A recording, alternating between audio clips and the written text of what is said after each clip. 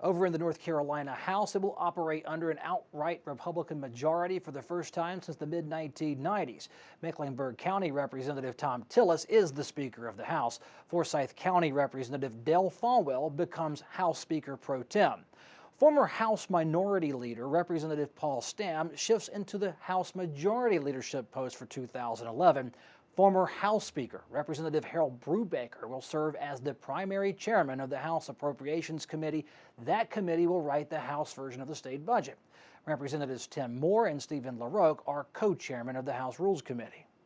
There you have the House leadership team. Joining me, the House Speaker, Thom Tillis of Mecklenburg County. Thanks for being on the show. Thanks for having me. What do you make of the group that will be serving underneath your guidance? I think we probably have the most unified, most focused group of Republicans ready to take on the leadership that this chamber has seen in about 140 years. Let's go right to the first topic. Everything I've read, heard from politicians and pundits alike, $3.7 billion shortfall.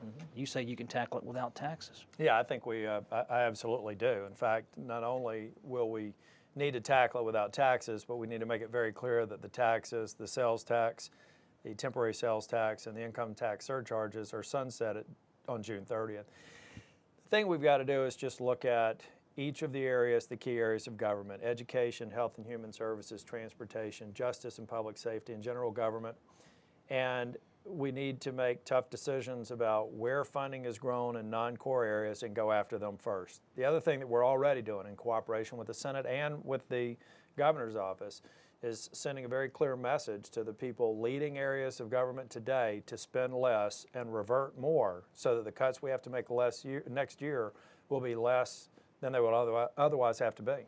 Who's best positioned to make cuts in the state budget and in state agencies? Do you feel your leadership, the politicians here, do that, or do you hand that duty off to agency heads to cut where they see fit? Well, I think there's two pieces. There is the identification of the opportunities, and there's the actual execution of the cuts.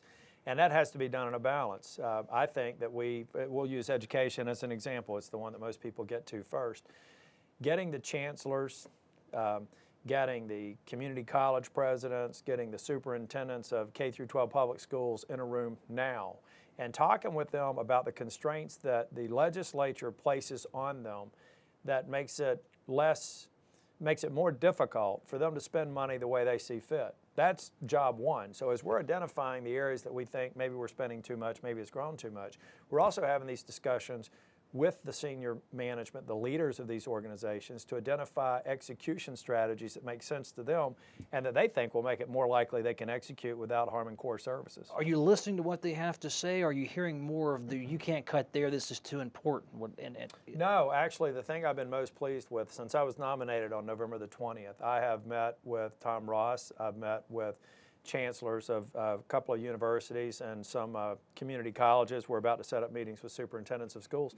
And they all have more or less indicated it's a breath of fresh air, that they feel like they may be involved in the process, the strategy formulation. What we generally do is stay up here in the ivory tower, create the strategies, and then impose it on the leadership to execute. We're going to do that differently.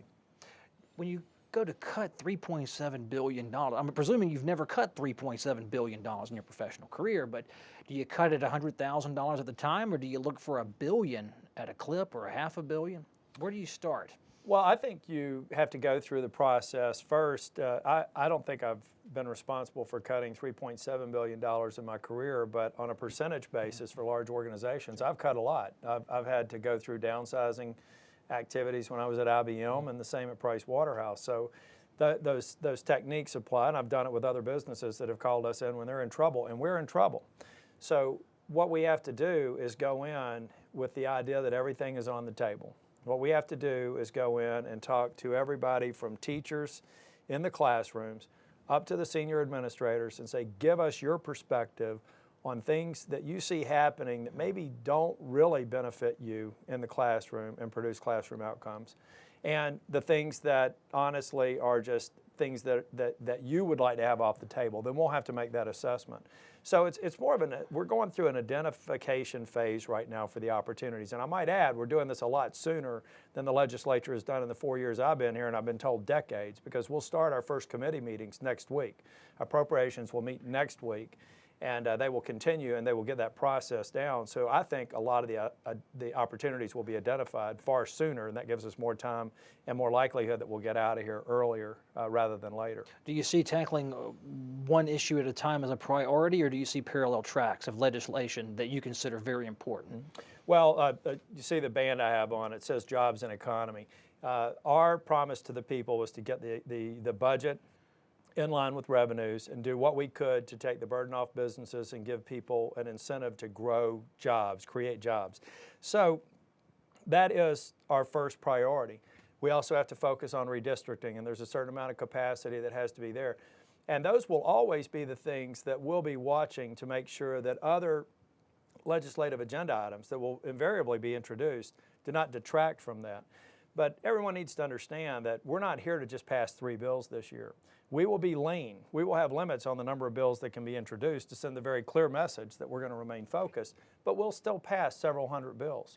My job and the job of the leadership will be to identify in what sequence and in what time frame those bills move so that we never detract from the core mission of getting the economy back on track and getting redistricting done. Speaker Tillis, thanks for being on the show. We'll have you on again soon. My pleasure.